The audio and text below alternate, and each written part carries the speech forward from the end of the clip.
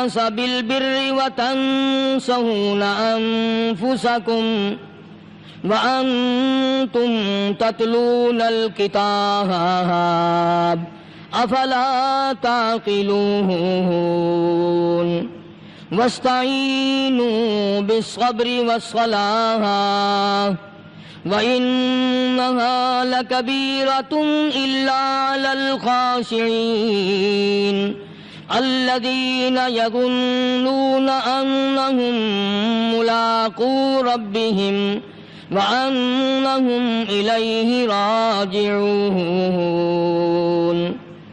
صدق الله مولانا العلي العظيم وبلغنا رسوله النبي الكريم ونحن على ذلك لمن الشاهدين والشاكرين والحمد لله رب العالمين اللهم صل على محمد وعلى آل محمد كما صليت على إبراهيم وعلى آل إبراهيم إنك حميد مجيد اللهم بارك على محمد وعلى آل محمد كما باركت على إبراهيم وعلى آل إبراهيم إنك حميد مجيد۔ پاک جل شانہ نے کرم فرمایا، بندہ نوازی فرمائی،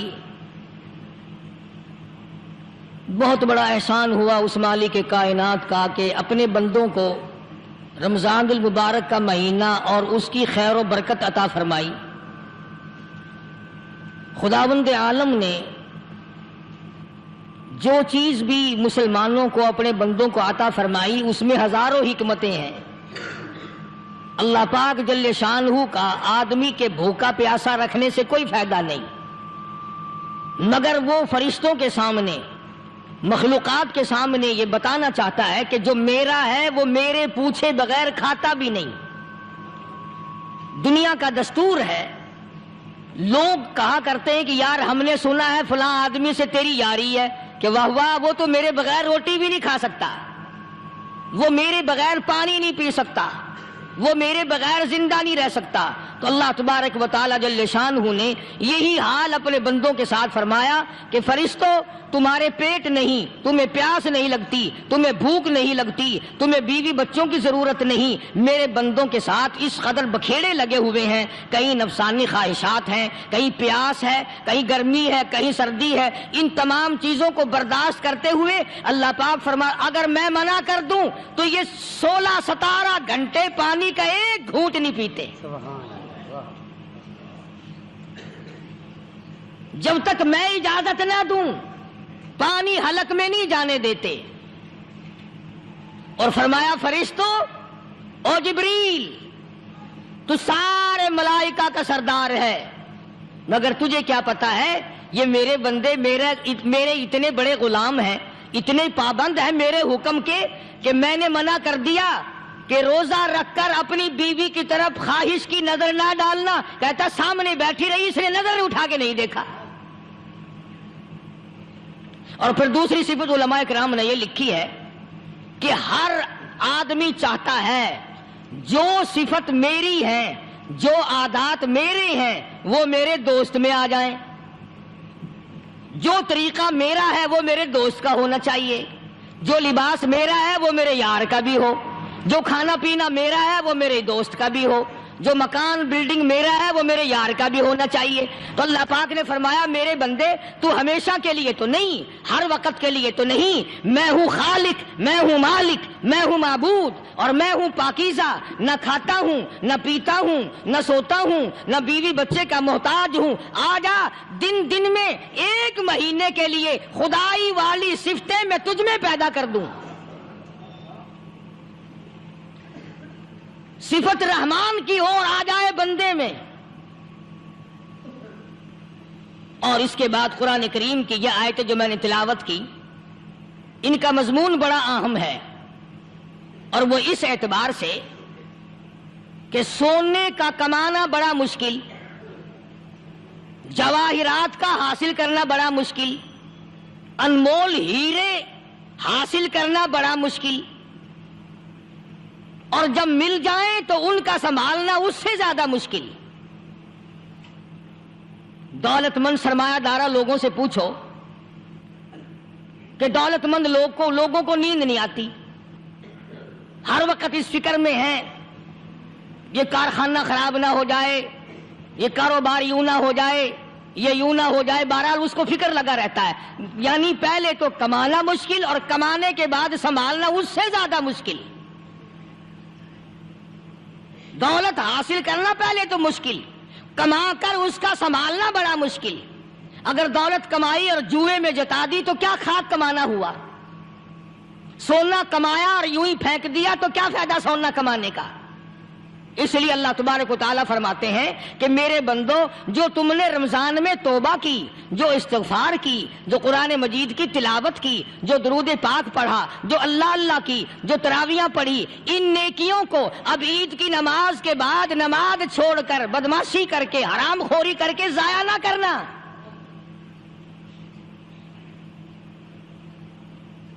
ضائع کرنے والے لوگ ہمیشہ خسارے میں ہوتے ہیں۔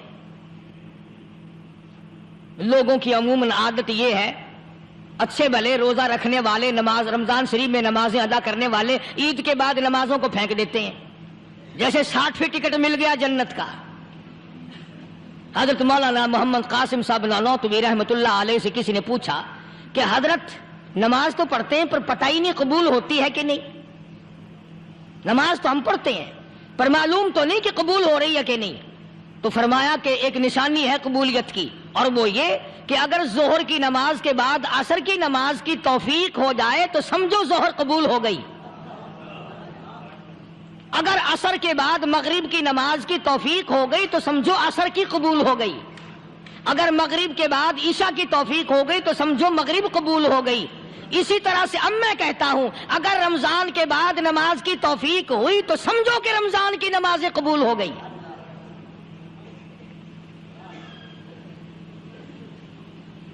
اسی لیے خداوند عالم نے فرمایا کہ نیکیوں کو اپنے آخری دم تک سنبھال کے رکھو۔ حبطت اعمالہم حبطت اعمالہم، قرآن کریم میں کئی جگہ یہ ہے کہ اپنے اعمال کو برباد نہ کرو۔ فرمایا اولئک الذین کفروا بآیات ربہم اولئک الذین کفروا بآیات ربہم ولقائہ فحبطت اعمالہم فلا نقیم لہم یوم القیامت وزنا۔ فرمایا او لوگو، اب کفر کر کر کے اب اپنی نیکیوں کو برباد نہ کرو، اب شرک کر کر کے اپنی نیکیوں کو ضائع نہ کرو، اب نمازیں ترک کر کر کے اپنی نیکیوں کو آگ نہ لگاؤ، اب گناہ کما کما کر کے اپنے دین کو نہ مٹاؤ۔ ذالک جزاؤہم جہنم بما کفروا واتخذوا آیاتی ورسلی ہزوا۔ یہی ہے وہ لوگ جنہوں نے میرے دین کا تماشا بنا رکھا ہے۔ دیندار تو اسے کہتے ہیں آخری وقت تک اپنے دین کے ساتھ چمٹا رہے، آخری وقت تک اپنے ایمان پہ مضبوط رہے، آخری وقت تک رب ذوالجلال کی قسم ادھر دم نکل رہا ہو ادھر تلاوت ہو رہی ہو۔ کتنا خوش نصیب ہے وہ آدمی ادھر دم نکلے ادھر کلمہ زبان پہ آ جائے، کتنا خوش نصیب ہے وہ آدمی آخری نماز بھی ادھر جماعت سے ادا کی ادھر بلاوا آ گیا۔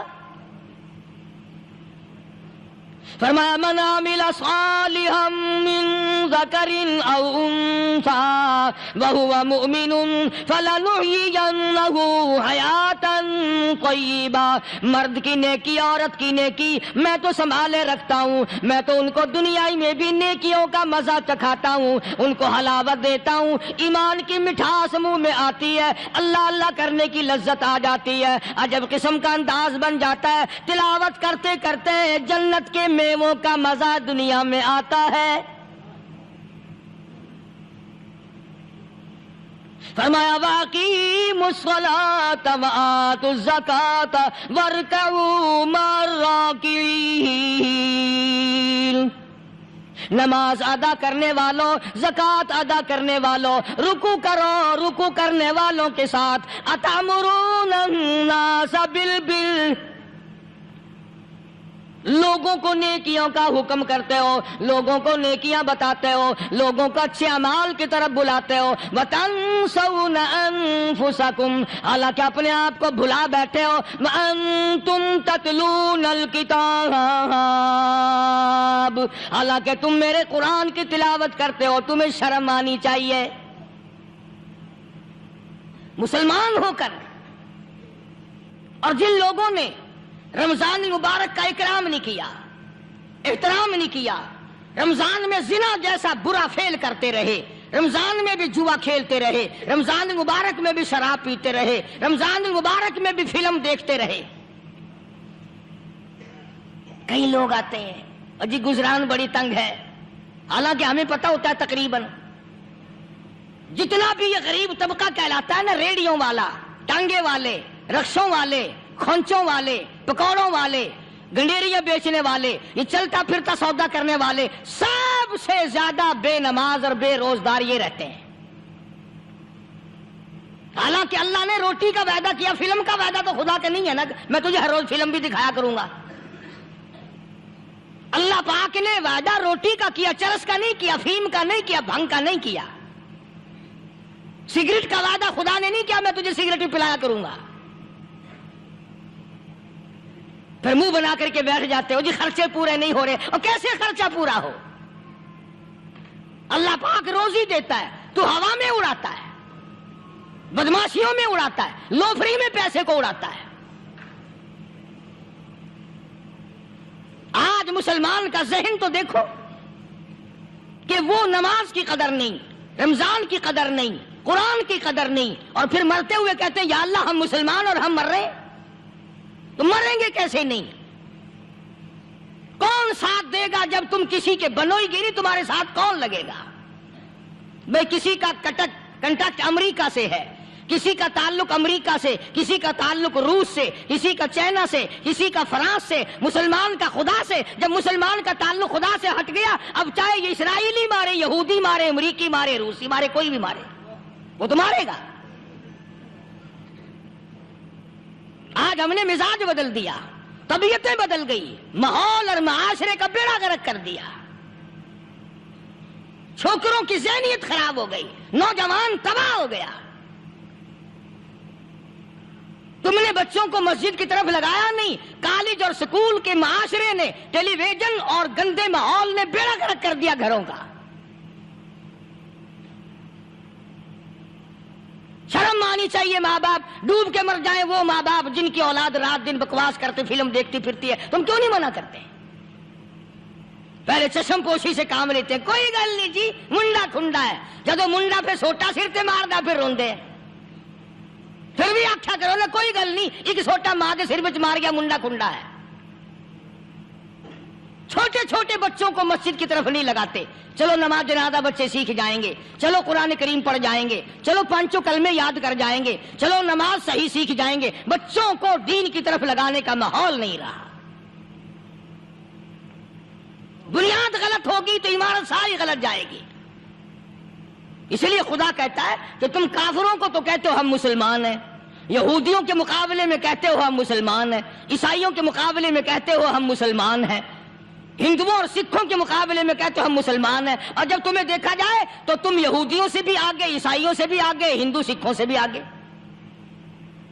چلو میری بات نہیں مانتے اقبال کی تو مانو۔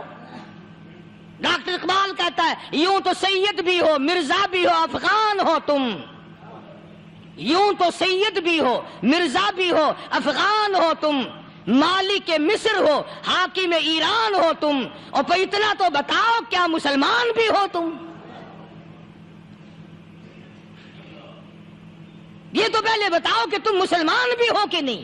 مسلمان یوں ہوا کرتے، آنکھ مسلمان والی نہیں، زبان مسلمان والی نہیں، ہاتھ مسلمان والا نہیں، دل مسلمان والا نہیں، نیت مسلمان والی نہیں، یہ مسلمانی ہے؟ صحابہ اکرام رضوان اللہ تعالیٰ علیہ مجمعین، اللہ تعالیٰ کی کروڑہ رحمتیں نازل ہو حضرات صحابہ اکرام کی قبروں پہ. دربار رسالت ہے، سب کہہ دو صلی اللہ علیہ وسلم. سبحان اللہ، کتنے خوش نصیب تھے وہ لوگ جو محمد کریم صلی اللہ علیہ وسلم کی مجلس میں بیٹھا کرتے تھے. کانوں میں آواز آتی تھی مصطفیٰ کریم کی، دیدار ہوتا تھا امام الانبیاء کا. کتنے خوش نصیب تھے یہ لوگ. جنگ سے واپس آئے صحابہ کرام، ایک لڑکی کو پکڑ کے لائے جو لڑنے آئی تھی، کفار کے ساتھ مل کر مسلمانوں کا مقابلہ کرنے آئی. میدان جہاد میں سے صحابہ کرام پکڑ کے لائے. قیدی ہے، کافرہ عورت ہے، غیر مسلم ہے. شہنشاہ کائنات حضرت محمد الرسول اللہ صلی اللہ تعالی علیہ وسلم کے دربار میں لا کے بٹھا دیا. ننگے سر ہے، ننگے منہ ہے، ننگے ہاتھ پیر ہیں. اللہ اکبر. کبھی آپ نے سوچا نہیں کہ تو کتنے بڑے نبی کا امتی ہے، کتنے بڑے سردار کا غلام ہے. رحمت والی چادر اتار کر فرمائی، او بلال یہ میری چادر لے لے، اس لڑکی کے سر پہ ڈال دے، پردہ کرا دے. عرض کیا گیا کسی کافر کی لڑکی ہے، یہودی کی لڑکی ہے، عیسائی کی لڑکی ہے، غیر مسلم کی لڑکی ہے، میدان جہاد سے گرفتار کر کے لائی گئی، قیدی لڑکی ہے، لڑنے آئی تھی، مارنے آئی تھی، اسلام کی دشمن ہے، دین کی دشمن ہے، قرآن کی دشمن ہے، مذہب کی دشمن ہے، خدا اور اس کے رسول کی دشمن ہے. اللہ تعالیٰ کے نبی حضرت محمد کریم صلی اللہ علیہ وسلم نے فرمایا، او لوگو ٹھیک ہے لڑکی کافر کی ہے، کفر کی حالت میں پلی ہے، کفر لانے آئی ہے، کفر کو بچانے آئی ہے، اسلام کا مقابلہ کرنے آئی ہے، اسلام کو مٹانے کے لیے آئی ہے. پر اے میرے دیوانوں یہ تو بتاؤ، اپنے باپ کافر کے دربار میں بھی ننگے سر بیٹھے اور میں کالی کملی والے کے دربار میں بھی ننگی بیٹھے.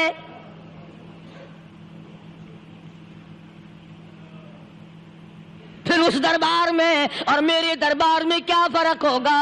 وہ کافر کا دربار ہے، یہ شہنشاہ کائنات کا دربار ہے، رحمت للعالمین کا دربار ہے، ساقی کوثر کا دربار ہے، شافی محشر کا دربار ہے، اللہ کے محبوب کا دربار ہے، آمنہ کے در یتیم کا دربار ہے، فاطمہ الزہرا کے ابا کا دربار ہے. اور بلال جلدی کر، میرے دربار میں کافر کی بیٹی آئے، میں اس کا بھی پردہ کروں گا.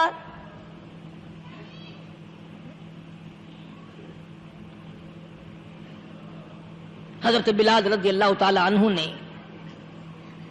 ذرا ایک اور لطیف سی بات ہے، تھوڑی سی باریک سی، اگر آپ سوچیں، لڑکی ہے تو کافرہ، لڑکی ہے تو بے دین، ہے تو اسلام کے دشمن.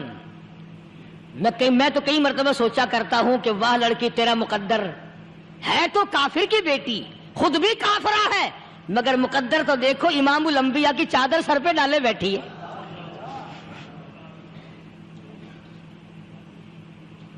کہاں سوچیں یہ چیزیں، ہمارے دماغ یہاں تک کہاں رسائی کریں؟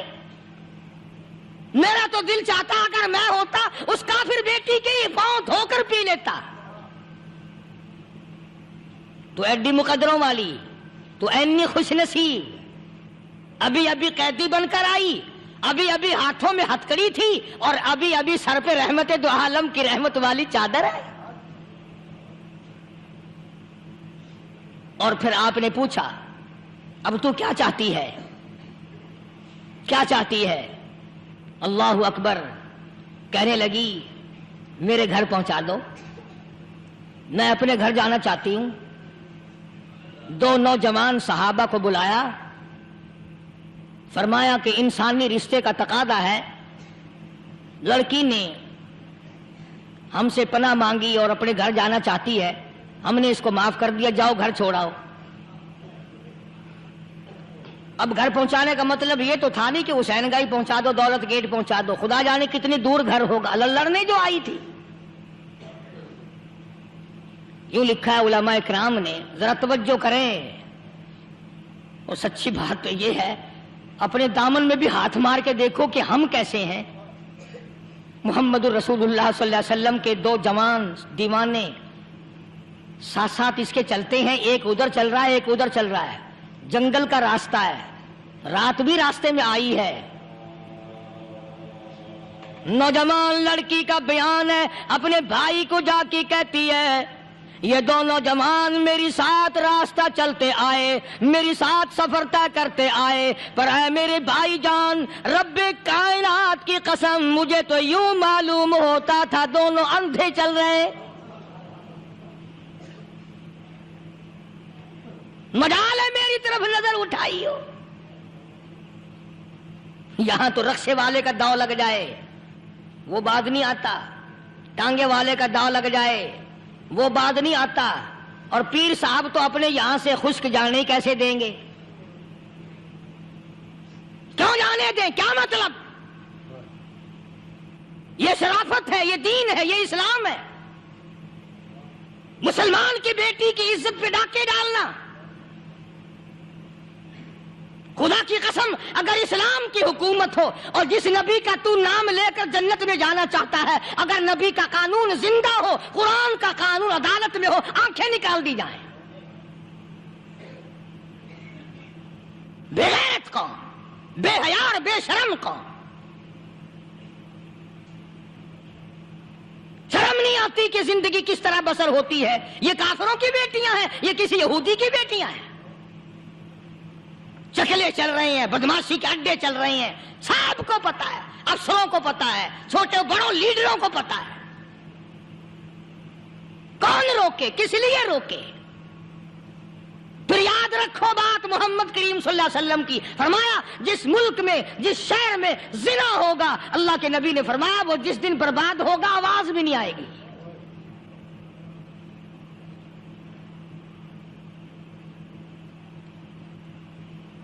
مسلمانوں کے یہاں سے ہو کر دربار نبوت سے چل کر رحمت دو عالم صلی اللہ تعالی علیہ وسلم کی چادر اوڑھ کر لڑکی اپنے گھر پہنچی۔ بھائی نے پوچھا بتا مسلمانوں نے تیری ساتھ کیا برتاؤ کیا؟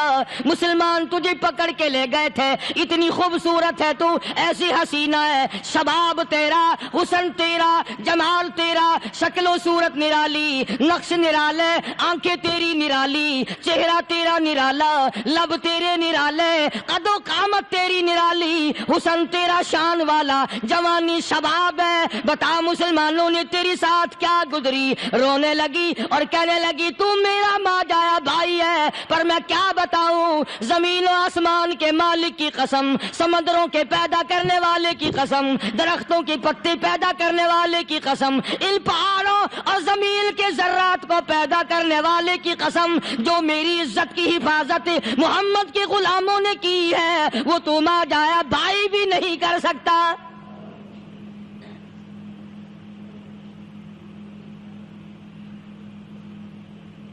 صداقت صداقت ہوتی ہے، حقیقت حقیقت ہوتی ہے، چھپتی تو نہیں۔ کاغذ کے پھولوں سے خوشبو کیسے آئے گی؟